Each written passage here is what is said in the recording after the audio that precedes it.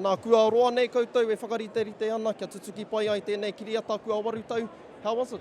You know, 8 years in the process, to be here, to be led by our iwi, a lot of historians and kaumātua. This is it, this is the way we go forward, this is the way we make films now. And we need to partner with our iwi, with hapu, with whānau. Tell us about the approach telling the story through tamariki lens. Well, it's my superpower to work with kids. A lot of people don't like working with kids. I thrive on it, and these kids are amazing. Paku Fernandez, he's amazing. Hinerangi, she sets the screen on fire. And all our other kids, funny little puku, played by Nātana, Waioro, played by Tāroto, Tūwhānau Ora, another Tūhoi boy, future chief, beautiful. Nā aha pētai ho ngā taumahatanga, were there any challenges? He maha nā taumahatanga i tēnei kiriata. You know, I can think of a lot of them, and every time I think of them, I want to well up and cry. But, you know, here we are, we got through it, we survived, we've made a beautiful taonga for everyone. Pacifica, Indigenous people, Pākehā. Tonight, it's for Te Ao Māori. The biggest thing is go watch it during opening weekend and take your whānau, take your hapu,